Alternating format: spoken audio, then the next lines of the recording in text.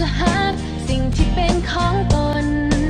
จะมีภัยที่จะมาทนเห็นมันถูกทำลายเปรียบเหมือนสิ่งที่ล้ำค่าคือดินแดนที่เฮาอยู่พวกเฮาต้องเสิร์ชสู่รักษาพัฒนา Save our land cause it belongs to you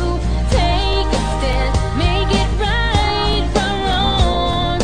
Stop the taking let start giving Let it be a part of your life เฮามาเที่ยวลาวมาลิ้นน้ำกันมาสร้างสรรค์ให้ประเทศเฮาให้ก้าวไปให้โลกได้รู้ว่าเฮาแม่นไผแม่น้ำของเสื่อมต่อไว้ให้หัวใจเฮาเป็นน้ำกันประเทศลาวคืออัญมณีแห่งแม่น้ำของ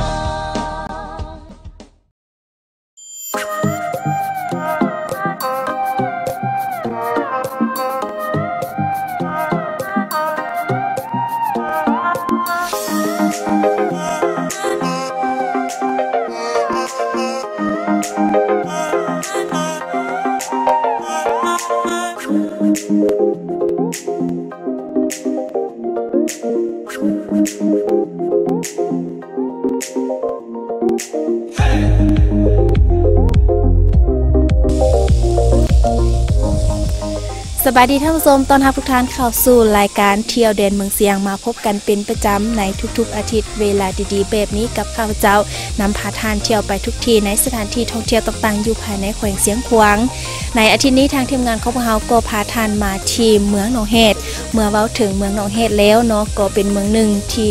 มีเขตภูดอยสูงสันอย่างหลวงหลายและพร้อมเดียวกันนี้ก็ยังเป็นเมืองที่มีอากาศหนาวเย็นเป็นเมืองที่เหมาะสมแก่การปลูกฝังและเลี้ยงสัตว์โดยเฉพาะกระเมนปลูกหมากไม้ให้หมากเขตหนาวเป็นต้นเมนหมากมันหมากจองหมากขายและนอกจากนี้เมืองหนองเฮ็ดก็ยังมี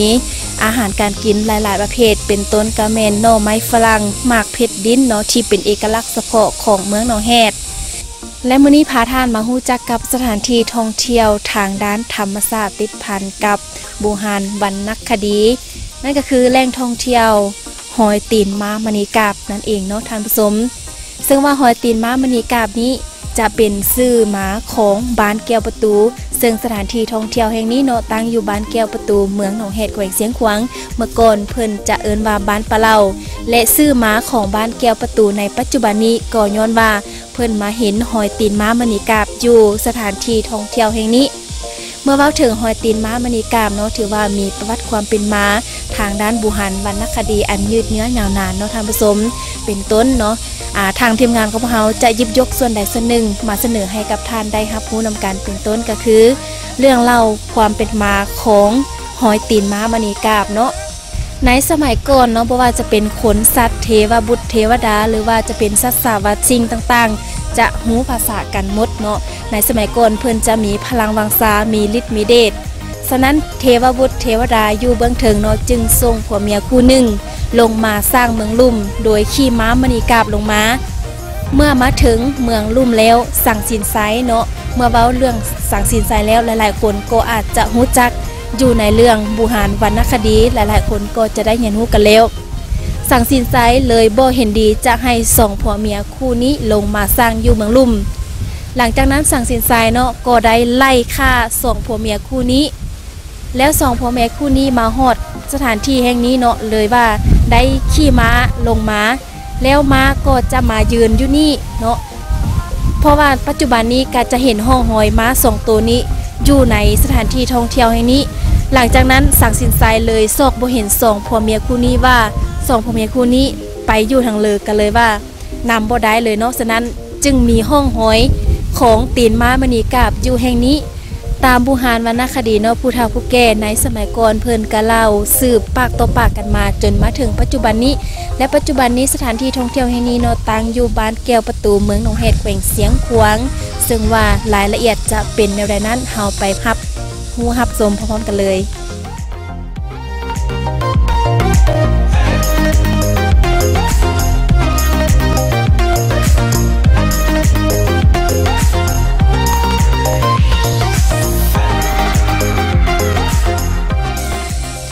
เนาะเมื่อ มื่อก่อนเขตนี้เป็นเอาเลย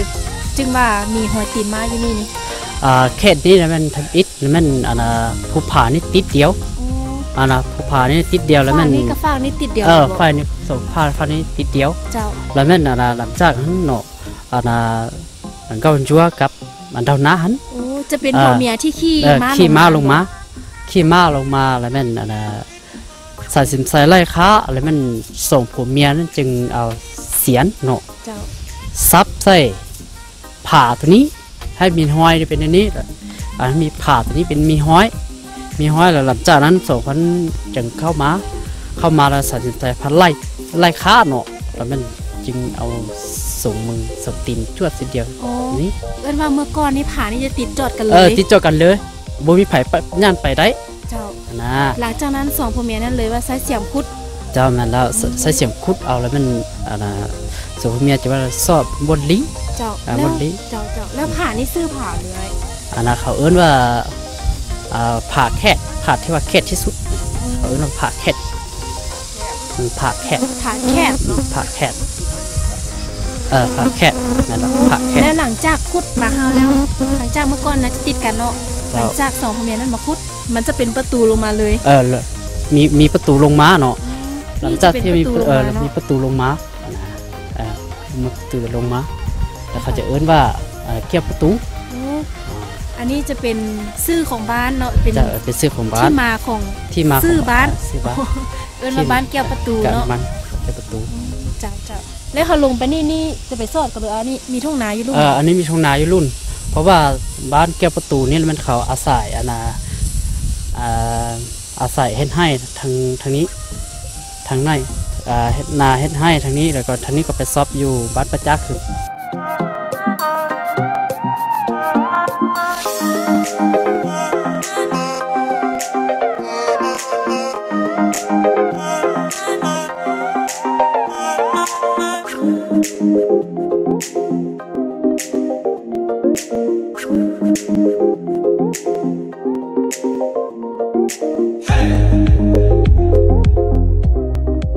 ท่านผู้ชมนะคะจะสังเกตนำกันนี่จะเป็นหอยตีนม้าเนาะจะเป็นตีนหน้าแล้วตัวนี้นี่จะเห็นแต่หอยน้อยนึงแต่ว่ามันหักลงไปละนี่แหละแล้วตัวนี้จะเป็นอีกหอยตีนนึงบอกจะเป็นห้องหอยนี่เพิ่นเอิ้นว่าตีนหอยตีนม้ามณีกาบที่ยังลงเหลืออยู่ตามบูหานาการหรือว่าตามวรรณคดีที่เขาเจ้าเล่าปากต่อปากหรือว่ามหาปัจจุบันนี้เนาะเท่าแก่กันได้เล่าสืบต่อกันมาเอิ้นว่าหอยตีนม้ามณีกาบซึ่งว่ารูปร่างลักษณะของม้ามณีกาบนี่เฮาก็ฮู้กันไปแล้วเนาะเบิ่งหอยตีนนี่ก็ถือว่าเยอะพอสมควรแล้วแต่ว่าถ้าว่าจะนึกถึงม้ามณีกาบนี่จะเป็นโตใหญ่โตที่ว่ามีความงดงามยิ่งใหญ่ยิบยับวิววาวมีโตที่ว่าม้ามีปีกแล้วกับม้ามีเขาม้าที่สามารถบินได้เพิ่นเอิ้นว่าม้ามณีกาบ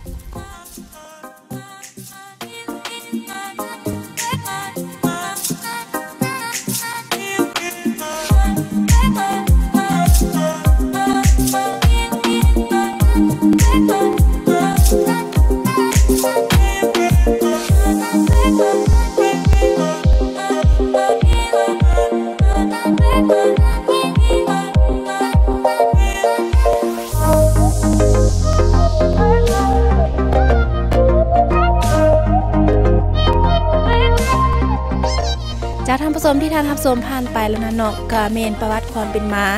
และหอยตีนม้ามณีกาบประวัติความเป็นม้าอันยืดเยื้อแนวนั้นเป็นแหล่งท่องเที่ยวทางด้านธรรมศาสตร์ติดกับบูหารวรรณคดีเนาะและในโอกาสนี้ก็ต้องขอขอบใจกับอ้ายเพิ่นหลายๆเนาะขอบใจเราด้วยจะขอบใจหลายเนาะที่มาให้ข้อมูลรายละเอียดแล้วก็พาเฮามาเบิ่งหอยตีนม้ามณีกาบอยู่สถานที่แห่งนี้เนาะก็ต้องว่าถือว่ามีความสวยงามและนอกจากนี้ก็ถือว่าเป็นเอกลักษณ์เฉพาะของสถานที่ท่องเที่ยวแห่งนี้อีกด้วยเนาะท่านผู้ชมแต่ว่าตอนนี้ไปพักชมสิ่งที่น่าสนใจจากทางรายการก่อนและระยะที่2นี้เราจะพาท่านไปรู้จักกับสถานที่ท่องเที่ยวอีกแห่งหนึ่งซึ่งว่าจะเป็นบอนใดนั้นระยะต่อไปเราจะพาไปเนาะตอนนี้ไปพักชมสิ่งที่น่าสนใจจากทางรายการก่อน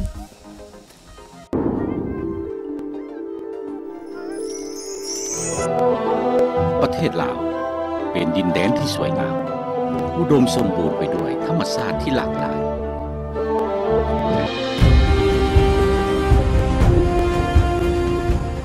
วงเสียงขวางมีหลายชนเผ่าดำรงชีวิตอยู่ร่วมกันประกอบด้วยบรรดาแหล่งท่องเที่ยวทางธรรมศาสตร์วัฒนธรรมและประวัติศาสตร์อันสร้างสิ่งจูงใจให้แก่นักท่องเที่ยวทางภายในและต่างประเทศสถานที่ท่องเที่ยวก็หลากหลายเช่นบ่อน้ำอุ่นถ้ำปิ่ววัดธาตุฝุ่นโพงไหอี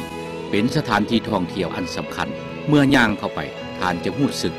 ได้ถึงความยิ่งใหญ่ของวัฒนธรรมอันรุ่งเรืองในอดีต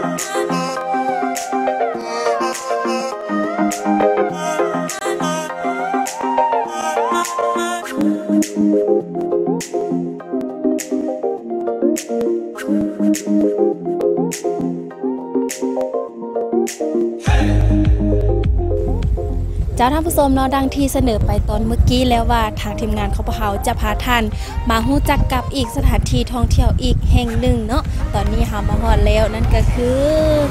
แหล่งท่องเที่ยวภูผาเพิงนั่นเองและตอนนี้เฮาจะพาท่านไปฮู้จักกับเจ้าของเพิ่น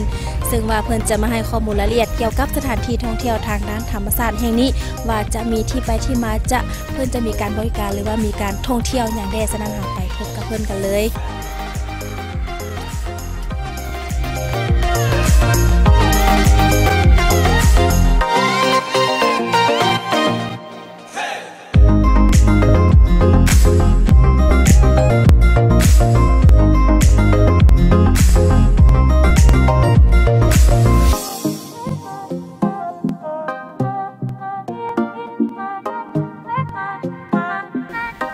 เจ้าตอนนี้เนาะเฮามาฮอดแล้วทางขึ้นภูผาพึ่งแต่ว่าตอนนี้เฮาจะมาพบกับเจ้าของเพิ่นเนาะเจ้าสบายดีอ้ายสบายดีเจ้าสบายดีโอ้โดยก่อนอื่นอยากเห็นถามอ้ายว่าอ้ายมีความคิดริเริ่มขึ้นใดจึงมาประกอบการหรือว่ามาพัฒนาสถานที่ท่องเที่ยวแห่งนี้เจ้าข้าพเจ้าตอนยังน้อยเนาะแล้วภูตัวนี้มันเป็นภูที่ว่าตอนนั้นข้าเจ้ายังบ่ได้จกบนนี้เนาะมันก็งามดีแต่น้องก็มากขึ้นไปลิ้นตลอดเนาะแล้วต่อมาแล้วหลังจากไปเรียนจบมาแล้วข้าพเจ้าก็เลยมักเรื่องธุรกิจนิดนึงเนาะและจึงคิดว่าโอ้บนนี้บางเทื่อก็เป็นบนที่ว่าคนมากขึ้นเนาะแล้วมาเฮ็ดเป็นบนท่องเที่ยวเนาะเราจะขึ้นแผนให้บ้านให้เขาอนุญาตให้เจ้าแล้วสถานที่ท่องเที่ยวของเผ่าแห่งนี้นี่นะเริ่มพัฒนามาแต่ปีเลยนี่เริ่มปี 2013เริ่มตั้งแต่ปี 2013 เนาะมาฮอดปัจจุบันนี้สำเร็จเสร็จสิ้นหมดแล้วบ่หรือว่าหยังเชื่อครับยังอยู่ขั้นตอนในการปรับปรุงตัวแปลงอีกก็ต่อไปกำลังก่อสร้างอยู่แต่ยังไม่ได้เปิดเป็นทางการเลยที่จริงแล้วมันตามแผนเป็นปี 2017 เนาะให้ได้สำเร็จให้เปิดเป็นทางการแต่ว่ามันก็ยุ่งยากหลายอย่างเลยเนาะมันก็เป็นทุนส่วนตัวหลายนะแล้วก็มีทุนหลายแล้วก็ค่อยเฮ็ดค่อยแปลงเลยเป็นทุนส่วนตัวของครอบครัวเราเองเลยเจ้าทุนส่วนตัวเลยแล้วมันจึงสำเร็จซะเจ้าถือว่ามีความมักฮักทางด้านนี้เนาะเจ้าโดยปกติแล้วนี่จะมีนักท่องเที่ยวหรือว่าวัยรุ่นนักเรียนฮู้นี่เขาเจ้าจะขึ้นมาเล่นบ่แต่ละมื้อนี้เจ้าส่วนหลายแต่ละมื้อก็บ่ขาดเลยคนที่มาเล่นเนาะแต่ว่าส่วนหลายยังเป็นวัยรุ่นบ่เจาะนุ่มอันนี้ซื่อๆเพราะว่า บ่อนที่ว่าสูงเลยเนาะถ้าผู้แก่คนเขาเจ้าก็ขึ้นยากนิดนึง ส่วนหลายจะเป็นวัยรุ่นเนาะมัก จ้ะ เห็นฮู้มักผจญภัยเขาเจ้าจะขึ้นไป เจ้า เขาสังเกตเห็นนี่สูงสุดเลยบ่ สูง ประมาณจักแม่นอายตั้งแต่นี้จนสุดถึงมัน นี่ขึ้นไปประมาณ150นี่ก็ยังบ่ได้แทกละเอียดแต่ว่าก็ประมาณนั้น ประมาณนั้น ครั เนาะ บ แล้วผู้ที่ว่าเขาเจ้าเข้ามาเล่นนี่นะเขาจะเก็บค่าบริการเขาเจ้าได้บ่ เจ้าก็เก็บแต่ว่าบางมื้อซื่อๆที่ว่าเอาทานแล้วก็ให้ได้ไหมเขาเจ้ามาเฝ้าเพราะว่าเพื่อพอได้เก็บได้เล็กน้อยมาช่วยก่อสร้างตื่นซื่อเนาะ เขาจะเก็บค่าบริการคืนเอาเลยนี่ อันนี้ก็มีปีเนาะก็เฮ็ดปีมีปีแล้วแต่ว่าเก็บผู้หนึงก็ 4,000 เนาะคนลาว 4,000 กีบ ครับ มีคนต่างประเทศมาได้บ่ คนต่างประเทศก็ส่วนหลายเขาก็บ่มีหลายปานใดดนๆมีเท่านึงครับเจ้าก็มาเนาะ แต่ว่าคนต่างประเทศเข้ามานี่ก็เก็บค่าบริการบ่นะ เจ้าเก็บคือกัน เก็บพูดเท่าเลยค่ะคนต่างประเทศ ส่วนก็บ่ได้เก็บหลายเนาะไม่ได้เก็บ 6-7,000 นี่แหละมัน โอ้จ้ะถือว่า ผมเชื่อ ไม่แพงเนาะถือว่า จ้ะ เฮากำลังพัฒนาไปพร้อมแล้วก็ นั่นแหละ เปิดให้เขาเจ้าผู้ใดที่ว่าอยากมาเที่ยวลิ้นเนาะ จ้ะ ก็ จ้ะ สามารถมาได้ บางทีบางคนมาเขาเห็นเขาก็บ่ได้เก็บเนาะบางคนเขาก็สนับสนุนให้เราจะแสนนึง2แสนบ่นี่ก็มีหลายคนเนาะที่ว่าช่วยบ่ถามนี่ก็ดีใจ เจ้าเพราะว่าถือว่ามีความสวยงามเนาะแล้วลูกหนี้ขึ้นไปนี่ขั้นใดนี่ประมาณจะขั้นนี้ ทีนี้ก็ยังบ่ได้สำเร็จเนาะแต่ว่าประมาณได้ก็ได้แต่ประมาณ 60%นี่น่ะแล้ว โอ้ ไล่ไปคันว่าสำเร็จเทก็บ่ผ่านไปนี่ก็สิมีอยู่ จ้ะ ครับ ถือว่ายังผ่านสำเร็จเนาะเฮาก็ยังบ่สามารถกำหนดได้ว่ามีเท่าหรือเท ครับแล้วมันแผนมันสิเฮ็ด2เส้นทางตัวนึงเป็นตัวขึ้นซื่อตัวนี้เนาะแล้วตัวนี้มันอ้อมทางนั้นมา ตัวนี้มันจะตัวอ้อมมันจะบ่ขึ้นภูแบบนี้เนาะมันจะสะดวกให้ผู้อ้วนอาวุโสนิดนึงนั่นน่ะครับเขาขึ้นได้นะ ว่าเขาเจ้าจะกายเส้นทางเส้นนั้นเนาะมาเขาเจ้าก็จะเห็นเนาะ เจ้า แล้วสถานที่ของเขานี่ตั้งอยู่บ้านเลยนี่ อยู่บ้านหนองช้างเนาะ อยู่บ้านหนองซาง เมืองหนองแฮด โอ้ถือว่าผู้ใดที่ว่ากายไปกายมาเส้นทางเส้นนี้ก็จะเห็นเลยเนาะ เจ้าเขาก็สิฮู้ เจ้าเขาก็ สลายเนี่ยเขาก็จะ เจ้า ฮู้แล้ว ว่า เขา จะตั้งอยู่แคมป์เส้นทางเลยเนาะ เจ้า อืมเจ้าแล้วเป็นอย่างจึงใส่ชื่อว่าภูผาพึ่งนี่ ว่าเพิ่งนี้เนาะมันก็เป็นชื่อเดิมของผู้ตัวนี้โดยเฉพาะเลยเนาะเพราะว่ามันแต่ละปีจะมีเพิ่งมาอยู่หน้าผาหลายเนาะแล้วเลยตั้งชื่อไปนั้นเลย โอ้เลยเอิ้นว่าเอิ้นชื่อตามตัวพึ่งที่มาอาศัยอยู่เลยเอิ้นว่าภูผาพึ่ง เจ้า อืมเจ้า คันว่าเฮาสิเปลี่ยนชื่อก็บ่ได้เพราะว่าเขาสิบ่ฮู้เพราะว่ามันเขาหักเงินในนั้น เจ้า เจ้า แล้วคาดว่าปีเลยจะสำเร็จนี่สำเร็จทุกนาเวียกทุกอย่างเลย คันว่ามีงบประมาณหลายนี่ก็สิบ่โดนเนาะปีนึง2ปีนี่ก็เฮ็ดสำเร็จแต่ว่าเฮาทุนตัวเองแล้วเฮาก็เฮ็ดใบซื่อเนาะแต่ว่าก็บ่แน่ว่าปีใดแต่ว่าที่จริงแล้วอันนี้ก็ทุ่มเทสุดขีดเรื่องให้ตัวนี้เนาะแต่ว่าเขาบ่มีทุนเด้ จ้าเพราะว่าปัจจุบันนี้เฮาก็ปรับปรุงแปลงแล้วก็เปิดให้นักท่องเที่ยวขึ้นไปพร้อมเนาะ เจ้า คาดว่าถ้าเฮาเฮ็ดสำเร็จแล้วเฮาจะมีการเปิดบริการหรือว่ามีกิจกรรมอย่างใดให้กับนักท่องเที่ยวที่เข้ามา ข้าพเจ้าก็มีแผนเนาะมีแผนว่าคันว่าอนาคตเฮาคันว่าเฮาเฮ็ดได้ตัวนี้ดีเนาะจะสร้างเครือข่ายแบบว่าเฮ็ดธุรกิจเครือข่ายแบบเฉพาะแบบเรื่องท่องเที่ยวนี่นะแบบว่าเฮ็ดบ้านพักบ่หรือว่าร้านอาหารบ่มีหยังต่างๆมันจะใส่ชื่อเดียวหมดเลยนะให้เป็นเอกลักษณ์ของมันเฉพาะก็คิดขึ้นไปซิ โอ้ต้องสำเร็จแน่นอนเนาะอยู่บ่ดนเจ้าท่านผู้ชมเนาะที่ทานำฮู้ผ่านไปเนาะก็แม่นการให้ข้อมูลรายละเอียดจากอ้ายเพิ่นเนาะซึ่งเป็นผู้สัมปทานหรือว่าเป็นผู้พัฒนาสถานที่ท่องเที่ยวแห่งนี้ แล้วตอนนี้จะให้อ้ายเพิ่นเนาะพาเฮาขึ้นไปเบิ่งทางถึงเนาะว่าจะมีความสวยงามจะเป็นเอกลักษณ์เป็นสิ่งที่มีความโดดเด่นถ้าเฮาขึ้นไปถึงจุดสูงสุดเนาะเฮาอยู่พี่เฮาจะสังเกตเห็นว่าสูงเนาะสูงตึก เฮาจะขึ้นไปเจ้า คันผู้ใดบ่กันบ่มันออกกำลังกายได้ก็ขึ้นยากเลยเนี่ยจะพาอ้ายเพิ่นพาขึ้นไปจุดสุดถ้าว่าเฮาขึ้นไปถึงจุดสุดแล้วเฮาสามารถเลี้ยวเห็นชมวิวได้หมดทุกบ่เลยบ่ เจ้าตอนนี้จะให้อ้ายเพิ่นพาไปเนาะเจ้า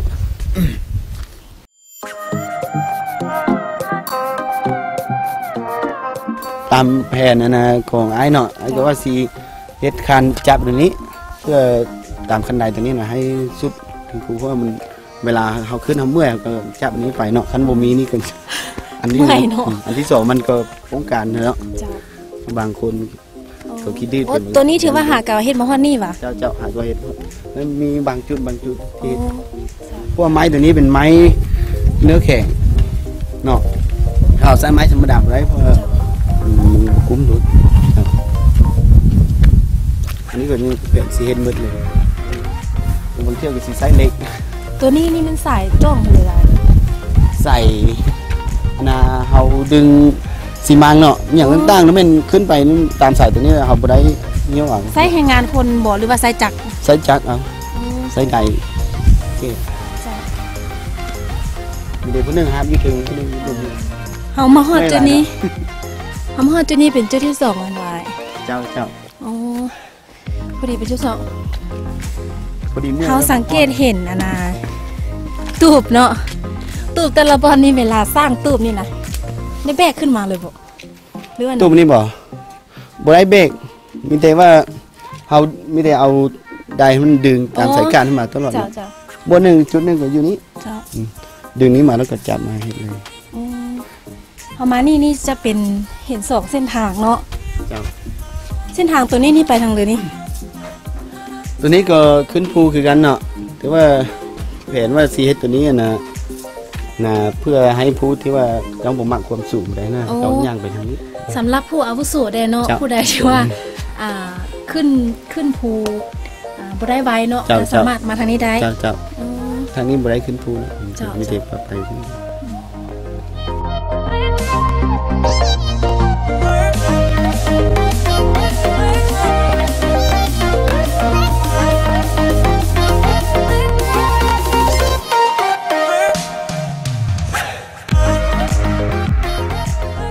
ตัวนี้ตัวเฮ็ดเพื่อนะเวลาเอาขึ้นมาเนาะแต่ละบ่อนี่ก็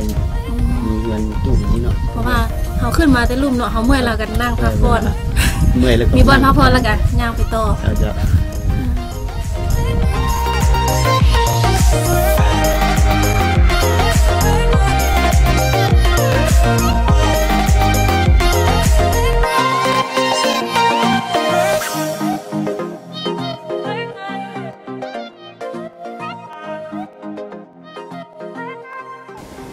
ท่านผู้ชมนะตอนนี้เฮาขึ้นมาถึงจุดสูงสุดของภูผาเพิงกันแล้วเฮาขึ้นมาถึงจุดนี้เนาะเฮาจะ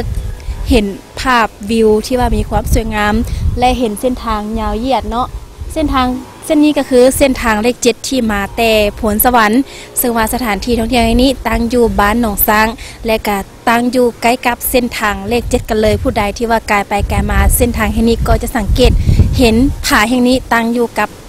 ใกล้กับเส้นทางเลข7กันเลยเนาะ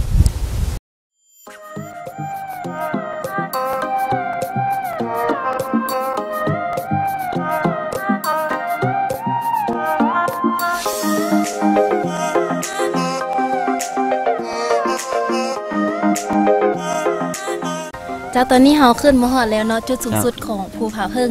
เจ้าแม่ละเจ้านี่เป็นภูมิภาคลักษณะของจอมภูผาเพิงเนาะเจ้าแล้วในอนาคตหรือว่าในแผนต่อหน้านี้ไอจะมีการปรับปรุงมีการพัฒนาอย่างใดอยู่จอมสูงสุดของภูผาเพิงแห่งนี้เจ้าอัน ตัวใหญ่ๆแท้มันเนาะใหญ่ๆที่มันไอคิดว่าเสียนะก็ตัวนี้เนาะก็คานตัวนี้ก็ผมให้มันเพียงแล้วก็เฮ็ดอนาแคนอันค่อยเดียวให้เนาะแขนใหญ่นะเฮ็ดก็แขนใหญ่ๆเพื่อให้ที่ลมมันเห็นแขนลาวกับแขนโม้มันค่อยเดียวอย่างนี้เนาะเพราะว่านะอันครับเจ้าคิดว่านะแหล่งท่องเที่ยวตรงนี้เนาะเพื่อดึงดูดให้ได้นะนักท่องเที่ยวผู้ที่อาวุโสโบผู้นะสำคัญนะเนาะนักท่องเที่ยวสำคัญนะเราต้องเฮ็ดให้เป็นนะมีลักษณะแบบว่าวัฒนธรรมนิดนึงเนาะและอันต่อมามัน หลังจากได้แคนตัวนี้แล้วเราก็สิก็ได้ว่าวัตถุโบราณวัตถุนะเครื่องมือต่างๆของแต่ละชนเผ่านะเพื่อโชว์อยู่จอมภูบ่อยู่แต่ละบ่อนที่ว่าสามารถเฮ็ดได้นะเนาะเพื่อเป็นที่เรื่องนึงให้ลูกหลานเราครับเนาะผู้ใดที่ว่ามาเที่ยวลิ้นต้องเห็นฮู้เฮียนฮู้ได้ถึงวัฒนธรรมพร้อมแล้วก็ได้เครื่องติดไม้ติดมือได้ทางเครื่องที่ระลึกไปพร้อมเจ้านั้นถือว่าแผนในอนาคตเนาะแล้วท่านี้อายอยากเฮียงห้องสวนผู้ ผู้ใดที่ว่ายังบ่ทันเคยมาเห็นเนาะผู้ใดที่ว่ายังบ่ทันมาเที่ยวอยากให้เขาเจ้ามาได้แนวใดแล้วก็สามารถติดต่อมาได้คือนั้นเลยผู้ใดที่ว่ายังบ่ทันเคยมาเจ้า ก็เดินก็เดียวดีใจแล้วเนาะเจ้าที่ทางแผนกแถลงข่าวนี่เนาะเจ้านั่นแหละให้ก็มาเก็บการข้อมูลแล้วก็เพื่อลงเผยแพร่โฆษณาเนาะแล้วอันนี้ก็เดียวดีใจนำเนาะที่ซองมาแม่นขอให้บรรดาท่านนั่นแหละอยู่แต่ละบ่อนั้นให้มาช่วยอุดหนุนเนาะมาเที่ยวมาชมก็ได้คันอนาคตก็มาเฮ็ดได้สำเร็จถือว่าดีเนาะคันมาเฮ็ดบ่ได้สำเร็จก็จำเป็นเลย เรื่องที่จริงเราก็อยากให้งามเลยเนาะเจ้าถือว่าบ่เหนือความพยายามเฮาเนาะเฮาพยายามต้องสำเร็จแน่นอนในอนาคตเนาะเจ้าเนื่องในโอกาสนี้ก็ต้องขอขอบใจกับหลายๆเด้อเจ้าขอบใจเนาะที่อ้ายเพิ่นพาเฮาขึ้นมาตั้งแต่ลูกเลยขึ้นมาชมวิวขึ้นมาเบิ่งแล้วก็ให้ข้อมูลรายละเอียดเกี่ยวกับทีมงานของเฮาเนาะได้มาเบิ่งมาสัมผัสตัวจริงจนว่าขึ้นมาสุดจอมภูผาเพิงแห่งนี้แหละเนาะเฮาขึ้นมาฮอดสถานที่ตรงนี้ถือว่ามีความสวยงามเป็นสิ่งที่โดดเด่นเป็นเอกลักษณ์เฉพาะของสถานที่ท่องเที่ยวแห่งนี้กันเลยเนาะโอ้เจ้าขอบใจหลายเนอะ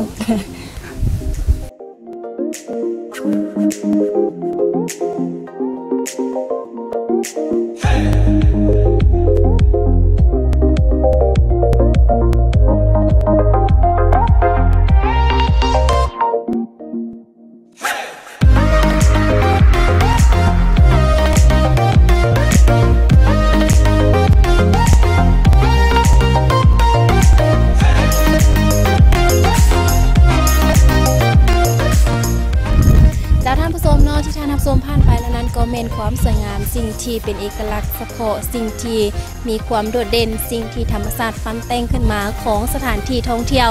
ทางด้านธรรมชาติภูผาเพิงแห่งนี้สถานที่ท่องเที่ยวแห่งนี้ตั้งอยู่บ้านหนองซางเมืองหนองเห็ดแขวงเสียงขวางสถานที่แห่งนี้ตั้งอยู่ใกล้กับเส้นทางเลข7ผู้ใดที่ว่ากายไปไกลมาก็จะเห็นสถานที่แห่งนี้เนาะตั้งอยู่ใกล้ๆกับเส้นทางเลข7ท่านก็สามารถเข้ามาแวะมาเที่ยวมาชมมาสัมผัสกับบรรยากาศดีๆแบบนี้ได้เฮาขึ้นมาถึงจุดสูงสุดเนาะจุดที่ข้าพเจ้ายืนอยู่นี่ก็เป็นจุดสูงสุดของภูผาเพิงเฮาจะสังเกตเห็นบริเวณหรือว่าความสวยงามของบ้านหนองซางและบ้านผักลักเนาะที่ท่านรับชมผ่านไปก็เป็น